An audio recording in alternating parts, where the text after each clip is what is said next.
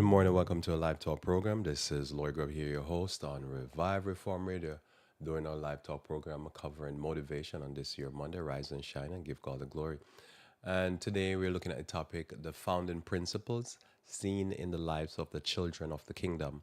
So, the founding principles seen in the lives of the children of the kingdom. So, welcome again. Thanks for being with me here. Let us pray.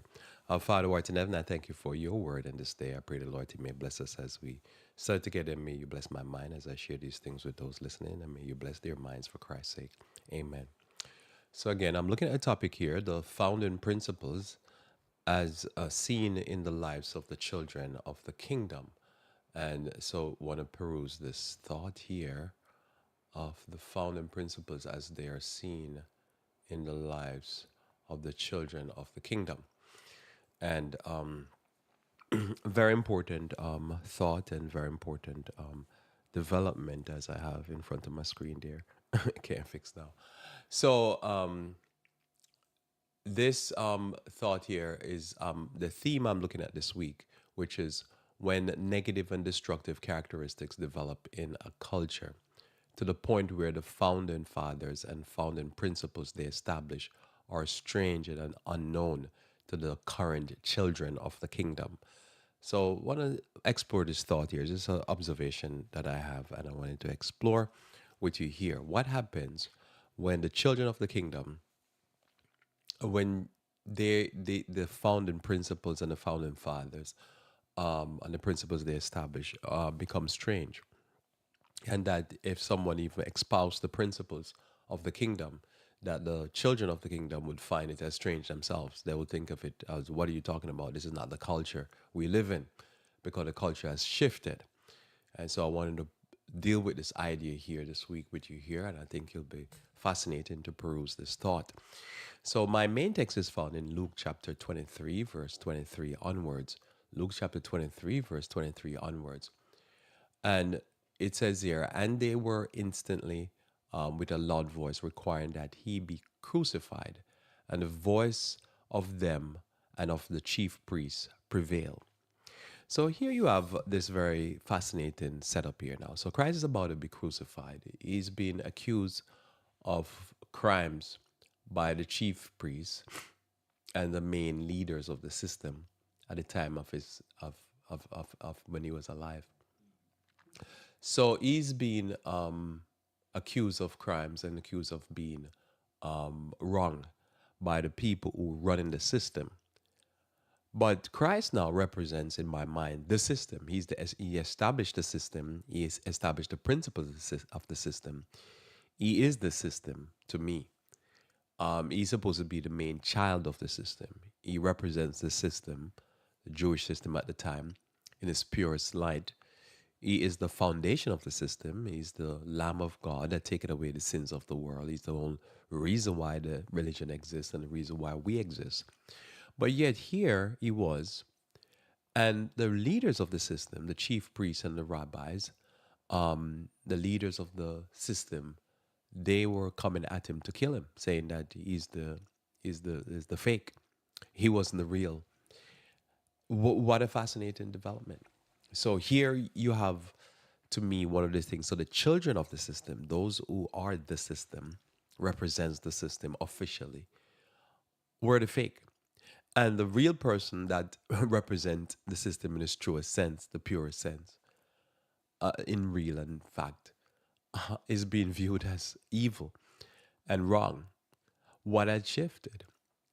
And so there goes your fascinating development. And this is what I want to share with you this week.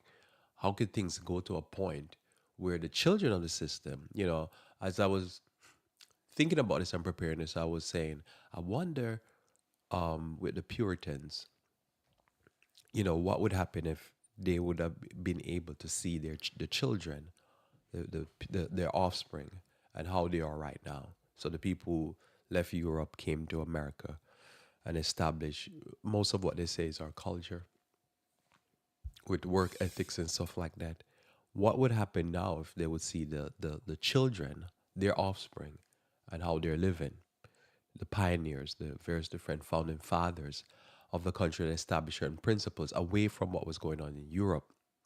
what would that be like? That'd be so fascinating, but that can't happen, right? Because there's a great gulf that is fixed between the dead and the living. But it's a fascinating thought. So that's along the thought that I'm getting at. What happened? It's the strange development. So notice here the chief priests rejecting the system that they represent. Very fascinating.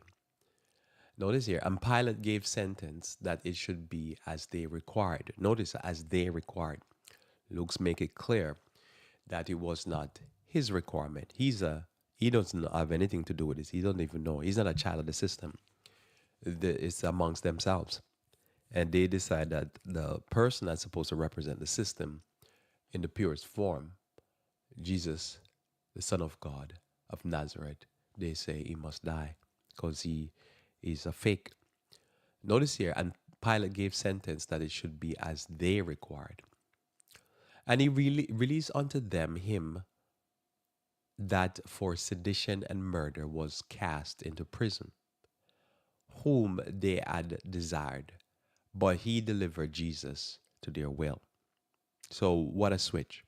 So the person who was accused and is in prison because of murder and sedition, kill people, they say, we want that person. So there's a real shift that had happened in this society. Society has shifted so much that the leaders of the system would take a person that's a murderer over Jesus, a person that was a healer. If you don't go by what he preaches, just the thought that he's a healer of the people, and they will take somebody that's a murderer over him. So that's when you know that things goes wrong, real wrong in our society.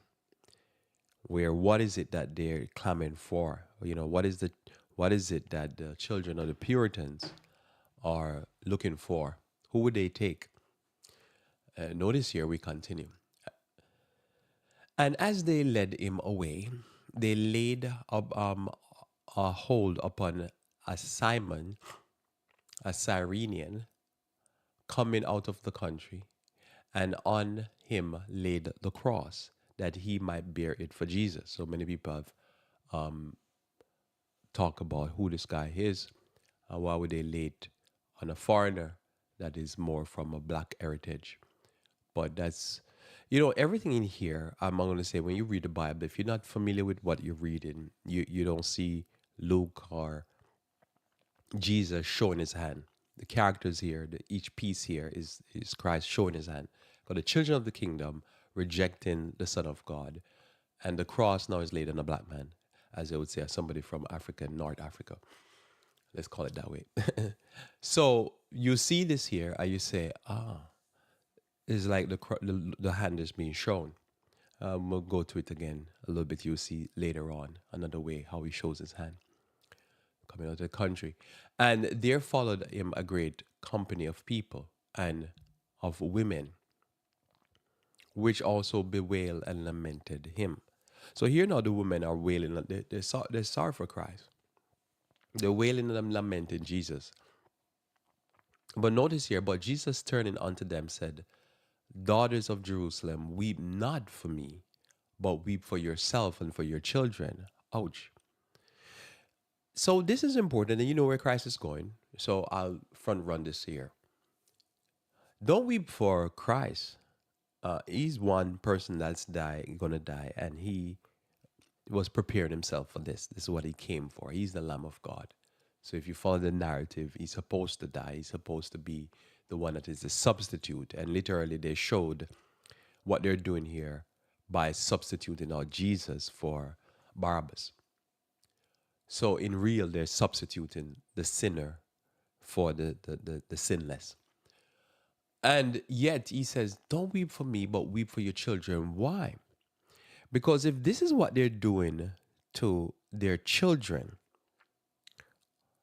if this is what they're doing to Jesus, I meant, and he's innocent, he's the Son of God, he's the one that's blessing the society, and they're going to kill him, what are they going to do to your children and to you?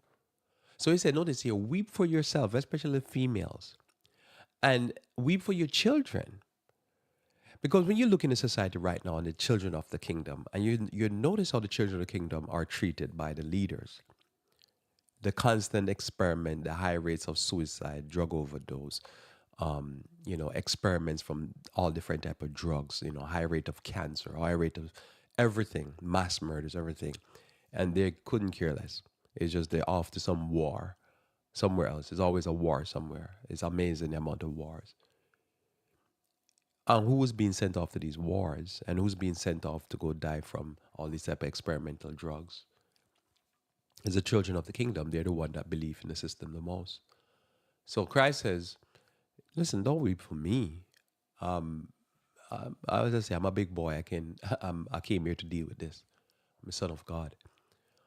Your kids and yourself, especially females, you're gonna have something to weep over, because you're gonna feel the brunt of these evil men the most, and that's the reality.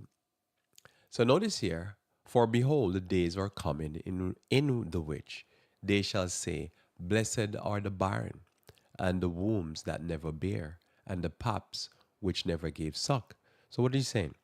He says the women that never had kids, they're gonna come to a point. They're gonna say those women are blessed because your kid's gonna die like dogs, so to speak.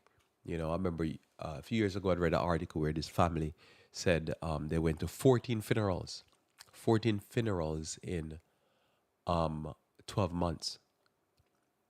And I'm thinking, I don't know if I've been to 14 funerals.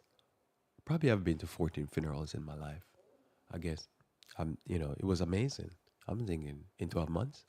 And he said it was all people, I think, below the age of 18 or something like that. And I think that's amazing. These are the children of the kingdom. This is what the children of the kingdom is going through. I was like, this is amazing. They're not supposed to go through that. That's supposed to be somebody in Somalia or somewhere in Mogadishu, or if you were in Ukraine right now, in Russia, or if you're in a war zone. That's war zone numbers, man. But it's like we live in a war zone. So the children of the kingdom, there's no declared war, but it seems like it's with them level of young men dying, primary young men, you would think that there's a war going on. And we in Somalia or in where people starve, wherever people starve, because that's where you prepare people. There's a starvation going on. So Christ is right. Now, why are you weeping for me? You don't see what these brutes are doing, and you don't see that the children of the kingdom are the target ultimately, because I am the child of the kingdom, and if they're doing this to me, what are they going to do to your sons? you know. But somebody will think, oh, I'm weeping for myself.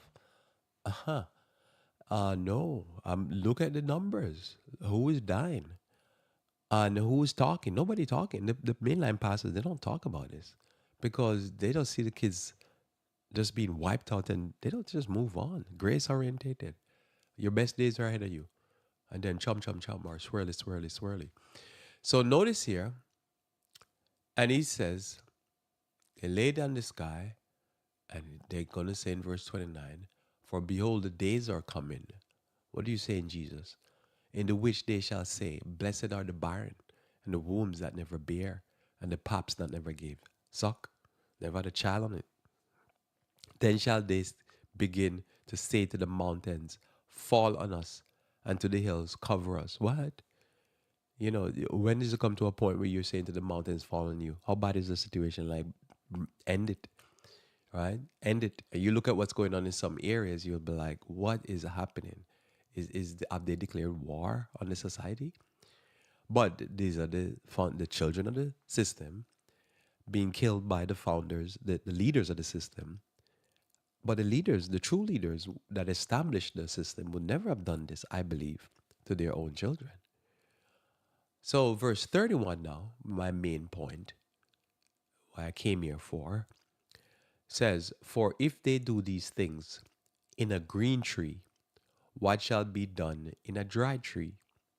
He doesn't say tree, he said tree, dry. So, what shall be done in a dry? So, if you take somebody, if you're so wicked to the point that you'll take the Son of God, person that, if you read all accounts of him, was teaching the people, healing the people, blessing the people, and you take him and you murder him, Huh. What will you do to just a regular person? What will you do to somebody that's not regular? I'm not even talking about a dry tree at this point, as Christ says. If you take the Son of God, a person that is preaching the truth, teaching the people, healing the people, casting out demons, feeding the people, doing all this stuff, and you say, man, this person is terrible, is a sinner, it's like Satan, and you treat him like Satan because that's why it's the snake on the cross. It's not supposed to be there, but when you look, you start to get healing. Now, what is the healing you get when you see Christ? To me, the healing you get, you see, you look at Christ, you look at the leaders, and if you keep looking at Christ, look at the leaders, and you stop looking at the leaders, you look at Christ, and you ask yourself the question, why is he there? You get healing. Why is you should start waking up, you start saying, wait a minute, if they do it to him, I can't trust them. Because he is the son of God. He is a righteous man, and I'm not a righteous man. I'm trying to be a righteous man, and they did do that to him. What would they do to me? You know, as I say, when you see how they experiment over the years, looking back at how they experimented on the children of the kingdom with all kind of drugs and all kind of depleted uranium, and it just goes on and on and on. I'm not even talking about something you read about in some conspiracy theory blog. You just go to the mainline news and Wikipedia and whatever PD you can read, and you say, man, if this is what they're doing to the children of the kingdom, what would they do to me? Because Christ is the green tree, and I'm a dry tree. I'm not a child of the kingdom. I'm that man that they grab and lay the cross on. And if they're doing this to the Son of God, man, I'm scared. And they say that's where you get healing. You start getting healing because you start to every time they come out and say, "Oh, there's an emergency. Here's this here's the shot for the plague 19 or the pestilence 19." You'd be like, I don't trust these people because they do this stuff to their people all the time. They like experimenting on them, and they're the children of the kingdom. So me, worse, they want to kill me. So that's basically how Christ is saying, I'm a green tree and they're doing this to me. You better weep for your kids because they're terrible human beings. They're going to send your kids to go get dead all over the place. And they don't care. Matthew chapter 8, verse 5. Matthew chapter 8, verse 5 onwards. Now, here again, we read Jesus about Jesus. And Matthew 8, verse 5, it says, and when Jesus was entered into Capernaum, there came unto him a centurion beseeching him. So here's Christ showing his hand. Because remember, the Jews now rejecting him. And he's showing his hand here because in Capernaum is an area with admixture of people. That means there are many people from multiple different races. They're not a concentration of Jews. So Capernaum would not be, probably be by the coastal towns in America, not so much like in the middle of the country where you have the Bible Belt and stuff like that, where people are more homogeneous. They're more concentrated, one group of people. So Christ is amongst mixed groups of people here, and he's amongst a Roman. So you can see where he's showing his hand. The religion almost going to turn to the north and go amongst Europeans. So notice there this whole idea of this here. Okay, something I need to fix, but I can't fix it now. So notice here, and when Jesus was entered into Capernaum, there came unto him a centurion beseeching him, and saying, Lord, my servant lieth at home, sick of the palsy, grievously tormented. And Jesus said unto him, I will come and heal him. The centurion answered and said, Lord, I am not worthy that thou shouldest come under my roof, but speak the word only, and my servant should be healed. So he was saying, he understand the culture and the system. He wasn't bucking against it. He just said, you're the great healer. You're a Jew. You shouldn't even come under my roof. I'm a pagan. I'm a Gentile. So we sometimes exist in that world, so we have to acknowledge it. When the children of the kingdom just don't like you around, you just stay away. So notice here, for I am a man under authority, having soldiers under me. And I say to this man, go, and he goeth, and to another, come, and he cometh. And to my servant, do this, and he doeth it. When Jesus heard it, he marveled and said to them that followed, Verily I say unto you, I have not found so great faith, no, not in Israel. Here, this is Christ showing his hand. He make it very clear. The children of the kingdom, as he around them, he don't find such great faith. He's finding a great faith in a man that is a Roman. Fascinating.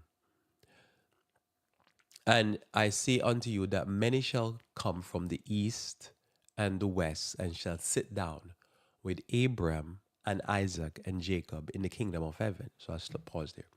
So think about that, right? Many shall come from the east and the west. So at the point, if you look at Israel on the map, east immediately would be Iraq, Mesopotamia, Iraq, Iran, that area.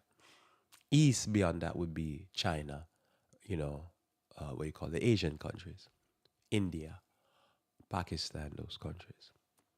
So if it's here as here, this they would be bringle like a dog. Urgh. They'd be like, what are you saying? What are you saying? Because he's saying that many, not one, not two, not three, shall come from the east.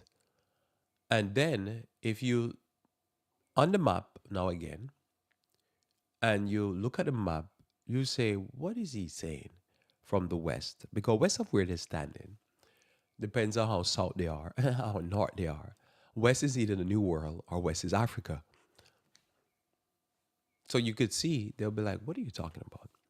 That there are people from where? Many shall come. Notice he said now they're going to sit with Abraham, Isaac, and Jacob. So if a person like this man here, he believe a certain way and he walk a certain way, he could relax and chill, so to speak, hang out, and if those are right words, with Abraham, Isaac, and Jacob. But the children of the kingdom would never be able to. Now, how is that? What had happened in the culture?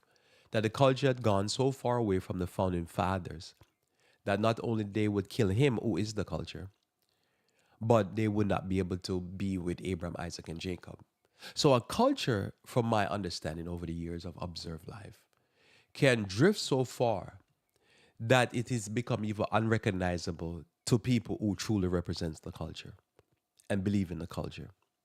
A culture can move in such a different direction that is similar to human beings. Because have you ever experienced this where you know somebody when you were younger and when you got older and met the person, re-engage with the person, you realize they changed so drastically that they probably don't recognize themselves. And I realize a culture can be like this. I've seen this on a human scale, on the ground. But to see it in a national scale, it started becoming fascinating to me. This is why I'm sitting here. Because as I observe life, I'm thinking, I don't know, would the Puritans recognize the society that they're amongst? This is where I'm not sure. Would they? Would they be able to see the people that they're amongst and recognize them as such, as these are the people that that represent our culture? This is what I'm not sure of. So this is one of the things that I'm being so fascinated about. So notice I keep reading here, still trying to correct something. So notice here, so I read again, and he says, many shall come from the east and the west and shall sit down with Abraham, Isaac in the kingdom. But the children of the kingdom shall be cast into outer darkness. There shall be weeping and gnashing of teeth. Now, how did this happen? How did the children of the kingdom get to a point where they would not, they're not even part of the kingdom? They would not be recognized as such. How did this happen? And this basically is part of my fascination with all of this. How does this state of event happen? How this craziness came to be?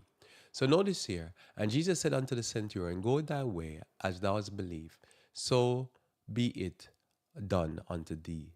and his servant was healed in that self same hour. So his servants was healed in that self same hour. And that's the reality of what happened there. Okay, so that's the reality of what happened there. Okay, so now I go to Revelation chapter 13, verse 1. Revelation 13, verse 1. I guess I can't get that heel straight now. So notice in Revelation 13, verse 1. So when we think about the basic premise of what the founding fathers were trying to go against, they were trying to move away from what was going on in Western Europe in the Dark Ages and what the tyranny that they had to deal with from the British monarchy primarily, as it was put forward by the Roman church, which is the Catholic Church. And they were going against this. And as they went against this, they came up with some principles that would move the country, this new country that they established, in a different direction. And they moved the country in a different direction that it would not reflect the Roman monarchical system and primarily the British system because they found it to be oppressive, and they came up with some rules and stuff that later on I'll deal with that will move them in a different direction. And over the years, I've thought about it and say, I think as I've interacted with the children of the kingdom, that what I've come to the conclusion is that it seemed like they're not only against those principles, the original principles, but they're moving back to Europe and they're going back to those principles. And if the founding fathers see this, they would be, but they can't because of the great gulf between life and death. They would be probably be shocked, I think, because they were trying to move the country away. And the Puritans and the various different Lutherans and Baptists and Methodists that would be shocked. Why? Because most of the children of the kingdom don't even go to church anymore. They not even seem to be familiar with the Reformation and what the Reformation brought, as I was covering 2 weeks ago. So how would they even recognize these principles, live by these principles, if they don't even know why freedom of speech, freedom of religion, freedom of this, why we're not supposed to be a warmonger country spreading war, famine, and pestilence everywhere we go, like Western Europe. But it seems like they're going backwards, and that's what I'm observing. And the children of the kingdom don't really understand why these principles were put forward by the founding fathers. So notice Revelation 13, verse 1 onward. He says, I stood up on the sand of the sea, and I saw a beast rise up out of the sea, having 7 heads and 10 horns, and upon his horn 10 crowns, and upon his head the name blasphemy, so blasphemy against God. So we notice here, this is describing Western Europe. Western Europe used to be 10 divisions that made up the Roman Empire, and by the time we came to 538 BC, shortly there before, the Roman Empire had, especially lastly France and some part of northern Italy, did genocide and took away 3 of their own brethren. So 3 empires were genocided in order for the Catholic Church to come into being. So genocide marked the beginning of the Catholic reign, genocide of 3 Western European kingdoms who opposed them. So this is the system. It's that system being described in Revelation 13. So that system, Western Europe, that was Western Europe, came out of that America. And America's constitution is a protest. You know, I see it. I'm not a child of the kingdom, obviously. But as an outsider, what I see is Western Europe, the protest against Western Europe is America. America is a Protestant nation, protesting the abuses of the Western European kingdom, primarily Britain.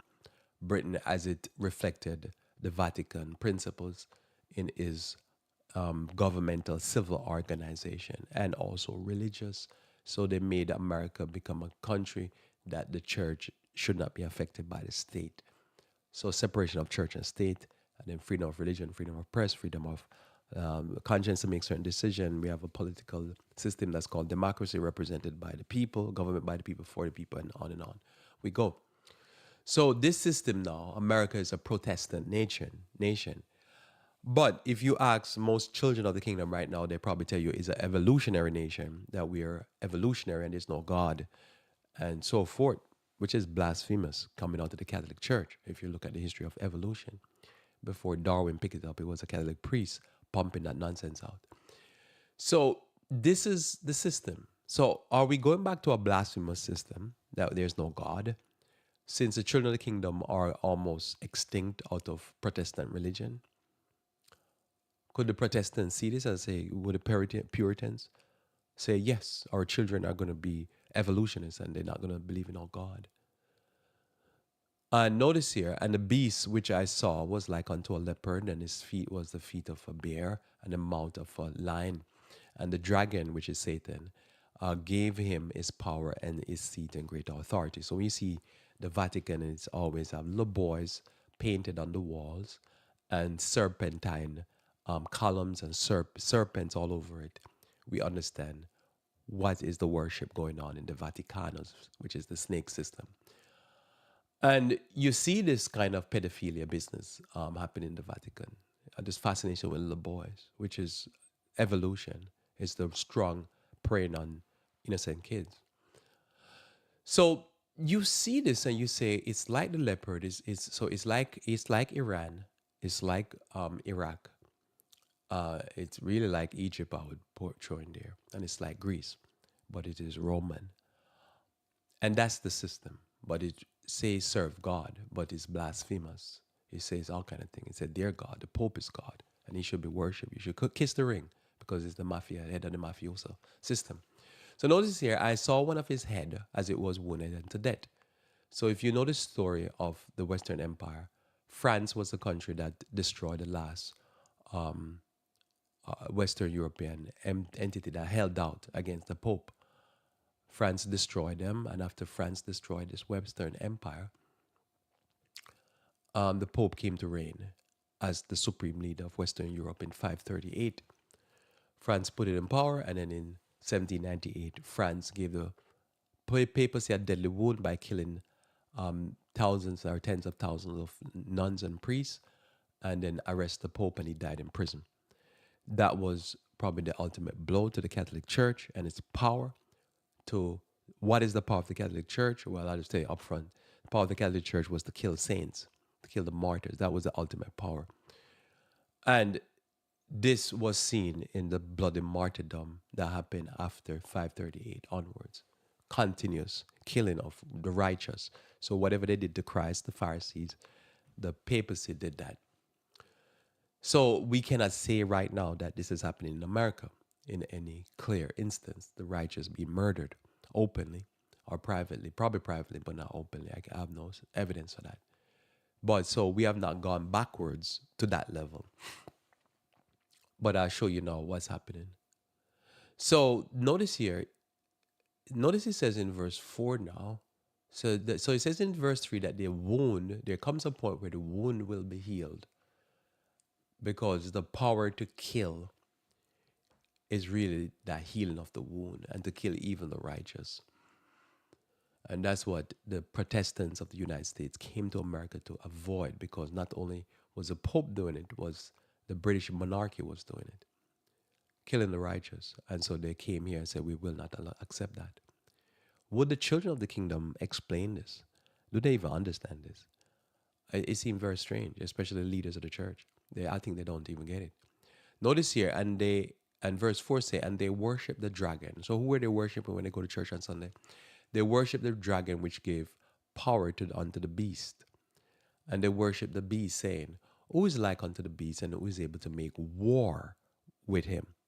Now we can see this developing in Western civilization now. How many hundreds of years after the Reformation and after the deadly wound of the papacy? Very fascinating. This is one of the most fascinating development that we can observe. The warlike stance of America is disturbing. And the women, especially, and kids should be protesting this. Because I'll take that back. The women in the country should be protesting this. because their kids going to be sent to war. For the last 25 years, it is amazing to watch that there's a never ending war and never a declaration of war. There's war powers. And the president just like, listen, I can do any war anytime. And the fascinating thing, and I know we have a Catholic president right now, but the fascinating thing is to hear the presidents talk about, we can fight multiple wars and, it's the greatest nation on earth and we can. And I'm like, Revelation 13 all over again. Is that we almost gone straight back to almost the mark of the beast where we can kill the saints. This is amazing. And Revelation 13 tells us that there come a time when America will kill the saints, which will be the total healing of the deadly wound. That's the last power of the wound to be able to kill the righteous openly. But I find this fascinating, right? This is one of the most fascinating things you can read in the Bible. I'll read it again for you as we sit here right now. And you look about this insatiable war. I mean, we have wars. One of the most fascinating wars that we have lined up right now, ready to go, is the government is preparing for, is the war against China. That would be one of the most fascinating war because if you think about from 1990s, late 90s to now, the country that is funding most of the wars that we're having is China. And yet we're this is so fascinating that I'm one. I don't know if it's gonna happen, but this is one of the most fascinating. I mean, who we're gonna borrow from, because we've been ballooning national debt with these wars. I know we had 30 something $1 trillion, and the question is, and a big part of that is the wars. Where are we gonna borrow the money from to fight China if China is the one that's funding our wars? It's amazing. But here you have one to me over the years, every time I hear about a new war that we're about to get into. I say we in the sense that, as a citizen, but not as a child of the kingdom. So I throw myself in there because, our labor is going to these wars. Where we getting the point that said we're going to go to war with the main country we borrow from and build our products, build our Amazon orders. That is one of the most fast. This is where you talk about delusional. It's gonna be fascinating. And like the Catholic Church in the Dark Ages, how you gonna fight against the saints? Well, I think the country is prepared to fight against the saints because they already have most of the children of the citizens of the country, children of the country, believe that there's no God. So obviously, if you go against the saints, there's not going to be no response because the saints are not armed. The saints have no nuclear bombs or not like that, so they can't fight you. They're supposed to be passive and blessed are the meek, blessed are the peacemakers, blessed are the way. And that's the people you're going to fight against. So to me, the war against the saints and the war against the Chinese is the most, Russian, Russia is about war. China is not about war, in my understanding. For 2,000 years, they're not into war. They've been attacked, they have to defend themselves, but they're not about war. But the Russians, the Russians, they're into the war stuff. So I get the Russians. Like the Israel and Palestine fighting, where these people have been at it for thousands of years. But when you come to know the Chinese, who make your product and you borrow money from to do wars, how you gonna fight wars with them? And that to me, the Chinese bring to mind the issue of fighting the saints, because as I say, I see where they're going. Because first you have to make the children of the kingdom come into this concept that they evolve and that there's no God. And so then now if you have them fight the saints, then there's not going to be no response because the saints can't fight you back. And that's what the Catholic Church was all about, to kill the saints. But if you read the history, you realize that say, oh, there is a God. And God, the revelation is really a record in a prophetic sense, in a prophetic way of how God deal with them and their warmonger against the saints. But most of the people in the church don't want to teach this because they don't want to really tell you that you can't go against the saints because God will bust you up. And they don't want to talk about that. But anyhow, and they worship the dragon. Who they worshiping? They're snake worshippers. Which this is the snake, and as before he got his wing clipped. Which would be, I always see snakes and I always think, what if that thing could fly? That would be fascinating. It would be worse than mosquitoes. Um, in a great degree. The dragon which gave power unto the beast, and they worship the beast, saying, who is like unto the beast? And who is able to make war with the beast? Well, definitely not the Saints. I don't think China or Russia can, or China, Russia, anybody can make war with the Saints. Hamas is fighting against them now. They have their work cut out for them because these people go for broke. They'll just destroy everything. So notice here, and there was given unto him a mouth speaking great things and blasphemies. And power was given unto him to continue for 42 months, which is from 538 until 1798, right? And so for 1,260 years, this system just cursed Europe, just cursed them. Notice here, and he opened his mouth and blasphemed against God. So everywhere you go in the society, the children of the kingdom keep telling you that they evolve. These are the children of the Lutherans and the Methodists and the Episcopalian and the Puritans and the Calvinists and the Baptists and who am I missing out?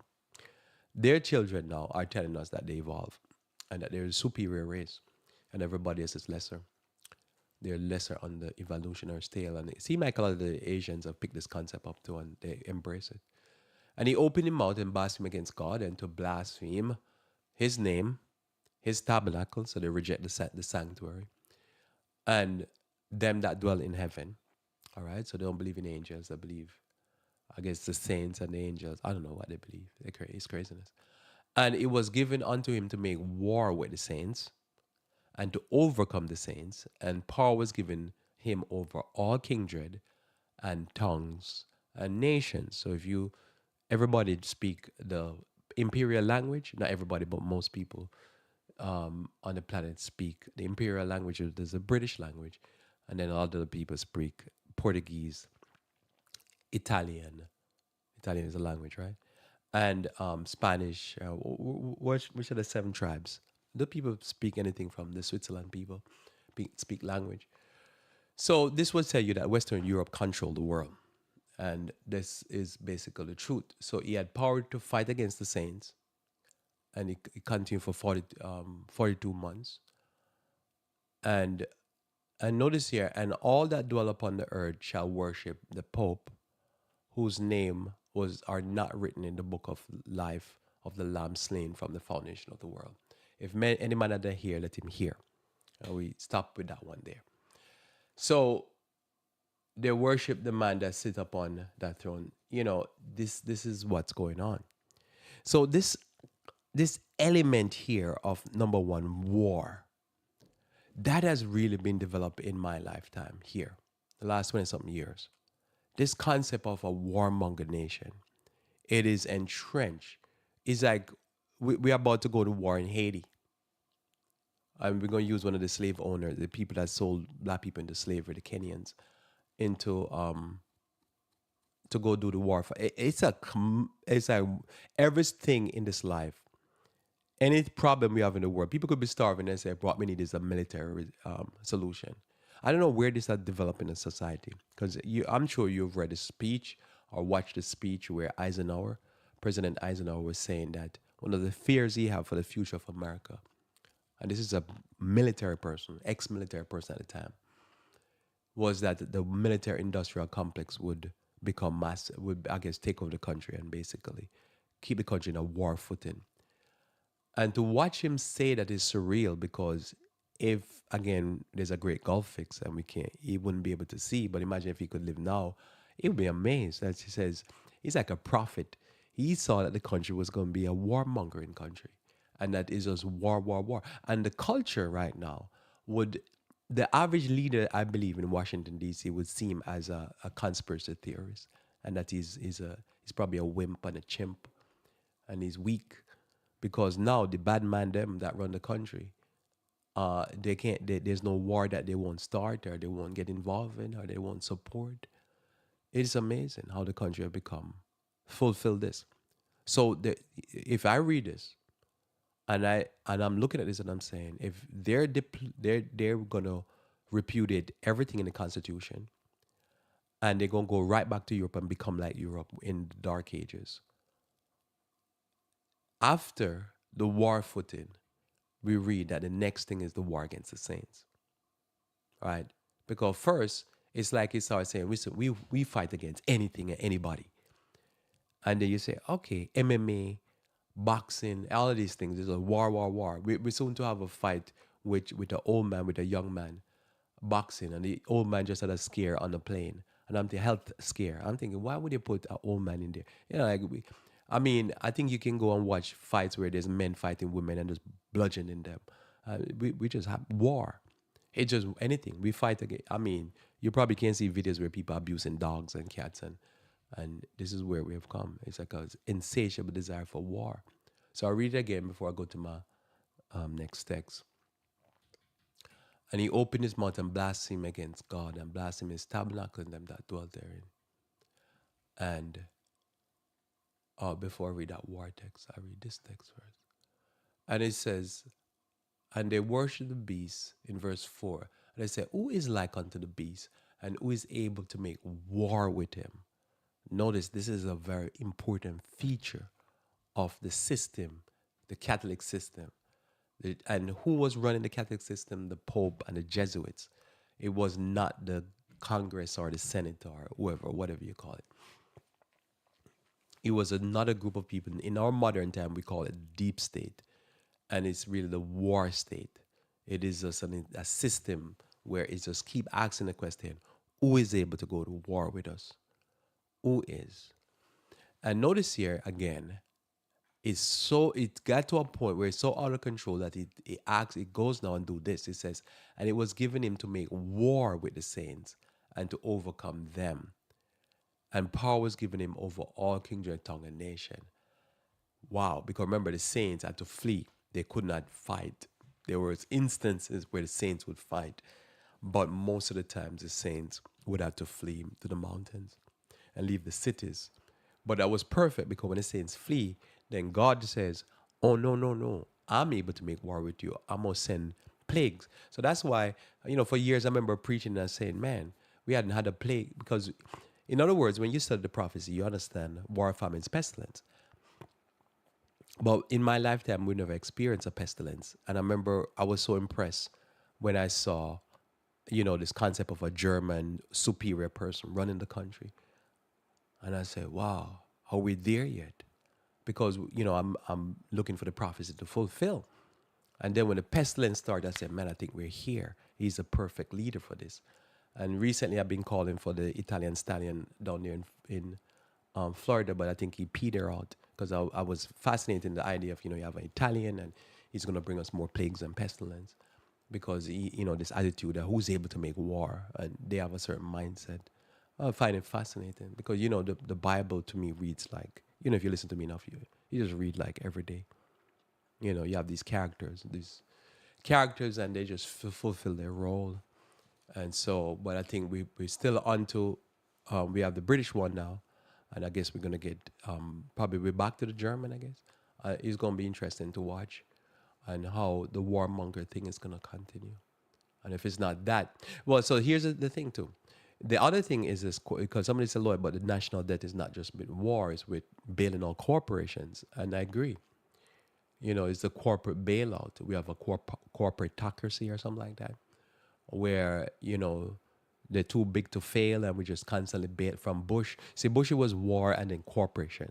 Then we came to Obama had to just keep bailing out and then war, because he was Muslim, quote unquote Muslim, Christian, I don't know what he is. And he would just do war, war in Libya, war everywhere. So the war, then Biden was really back that. And then Biden came in war. Trump was just corporation, tax break for the rich and stuff like that.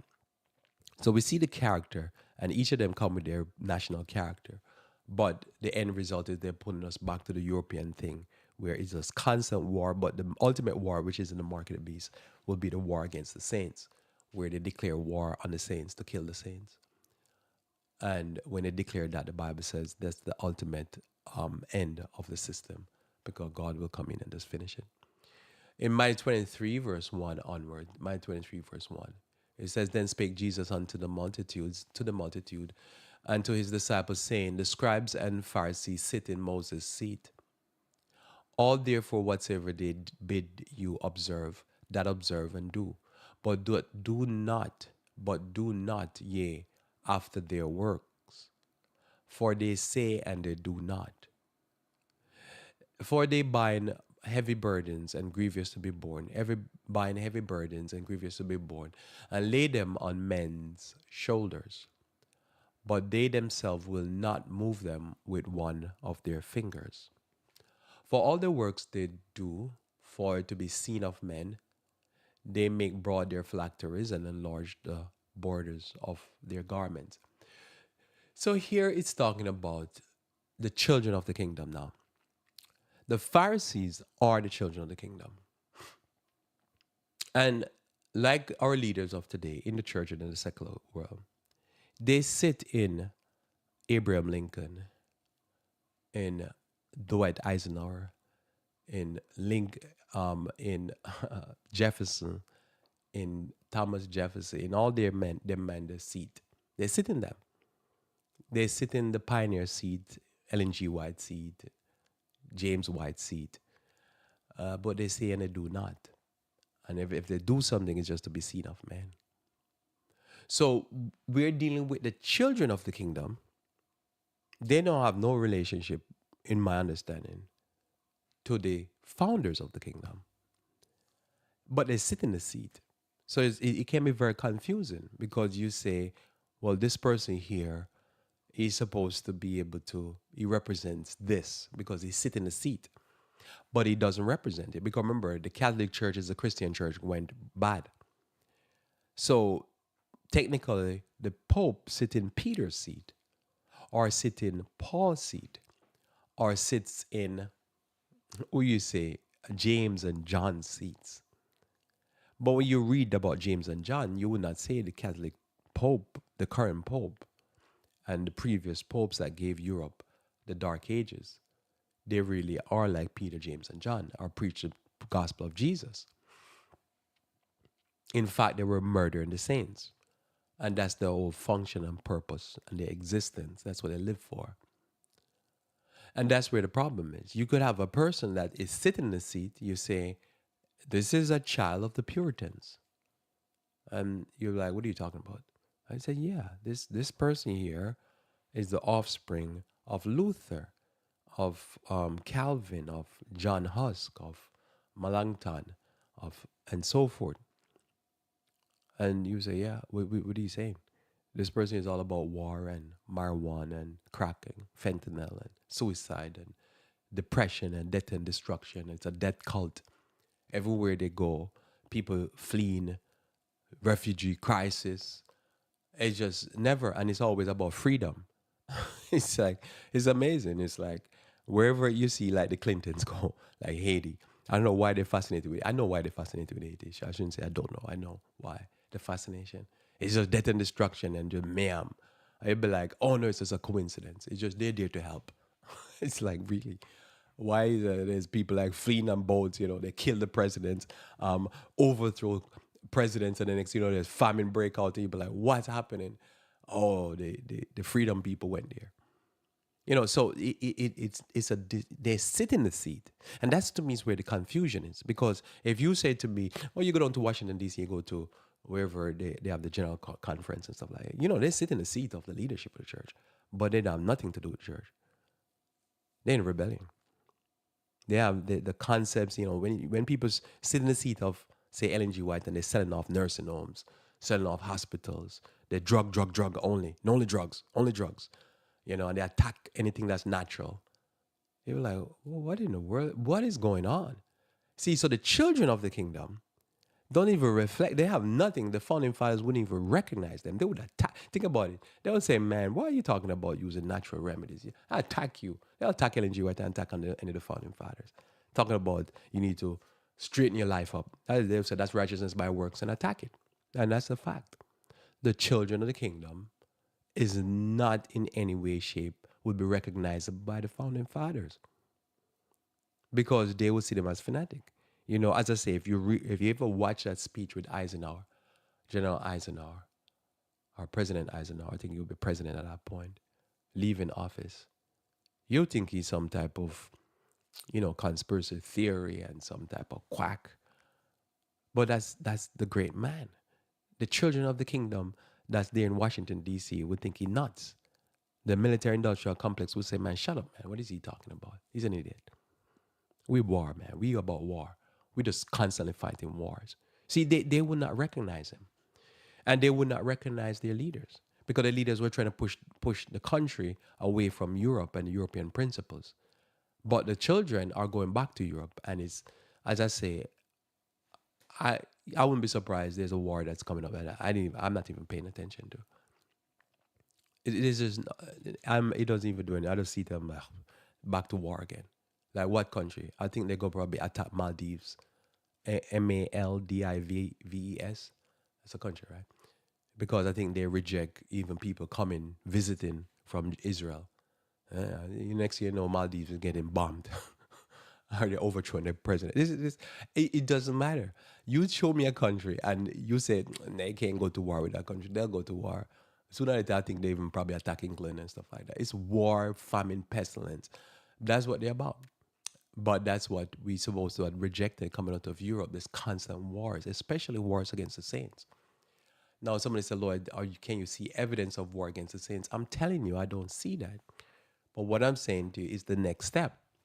When you start blaspheming every day, everywhere you go, is this constant talk about we evolve, we're the greatest, superior. You know, we're the end product of evolution. There's no God. This earth evolved. It's all a big old accident. And then they constantly talk about war, war, war. What's the next thing? The next thing is against the saints. They start attacking the saints. And you don't have to mark my word, mark the Bible word. And everywhere you go, you see people with smoking weed, crack, fentanyl, people on the street nodding off in the middle of the day. You know, like, why they sleeping? Why they sitting on the sidewalk sleeping? Tattoos everywhere. I'm like, man, I'm looking at them and saying, this is the children of the kingdom, and these tattoo artists are everywhere, tattooing up the society. And, you know, they put bone in their nose. Would the Puritans recognize them? And say, man, these are our children. Our children are bone in their nose and tattoos all over their body and bone in their ears and bone everywhere. Luke chapter 13, verse 23. It says, then said one unto the Lord, are there few that be saved? And he said unto them, strive to enter in at the straight gate, for many, I say unto you, will seek to enter in and shall not be able to. When once the master of the house is risen up and hath shut the door, and ye begin to stand without and to knock at the door, and say, Lord, Lord, open unto us. And he shall answer and say unto you, I know you not whence you are. How is that possible? Then shall they begin to say, we have eaten and drunk in thy presence, and thou hast taught in our streets. But he shall say, I tell you, I know you not whence you are. Depart from me, all you ye workers of iniquity. There shall be weeping and gnashing of teeth, when ye shall see Abraham and Isaac and Jacob and all the prophets in the kingdom of God, and you yourself thrust out. And they shall come from the east again, and from the west. I'll go over that again, but you know where the east and the west, the north and the south, and shall sit down in the kingdom of God. And behold, there are last which shall be first, and there are first which shall be last. Fascinating thing. The children of the kingdom shall be thrust out into outer darkness. It's like you can't even go into what you call a Protestant church. And I was reading, this is how fascinating it is. I was reading an article, I think I told you before, recently, and they were talking about that there's so many Catholic priests. I think they have over 3,000 to 4,000 Catholic priests now in America that have been transplanted from, I think, Africa alone, African priests. And they say back in the past, the founding fathers and them people that were church people, they went to Africa, South America, different places, and they tried to do missionary work. Now they can't even find priests for various different church, or pastors for various different church from Americans, the children of the kingdom I'm talking. So now they have to be importing them nuns. I think it's 3,000 and 4,000, including nuns and stuff, from Africa to come back. So you have now churches that or probably in the middle of nowhere. Well, it's not nowhere. It's somewhere to somebody, but say in the middle of Idaho or somewhere far out there. It seemed far away from me, and and you can imagine you have a children in the kingdom, probably the parents, because the kids don't go to church, it seems, anymore. After you reach 18 or 16, you just drop out of church because there's nothing going on in church that a young person, children in the kingdom, would be able to go to. And they just basically just leave the church. This is what literally happened. So the children in the kingdom, they don't even go to church. So to tell them about Protestantism, I said, hey, what are you talking about? I'm evolved, and so forth and so on. So the founding principles, it seems to be, was lost in the children of the kingdom. This is a fascinating thing that I will be sharing with you this week as tomorrow I go into finance. Let us pray. Our Father, who art in heaven, I thank you for your word in this day. Pray that you may bless us as we walk humbly before thee, and may we truly always seek thy face and seek to worship thee and to follow thee wheresoever thou leadest. This is my prayer in Jesus' name. Amen. Well, thanks for being with me here on Revive Reform Radio. Looking forward to talking to you again live tomorrow, where we should talk about finance. Until then, I pray that you may continue to walk with the King.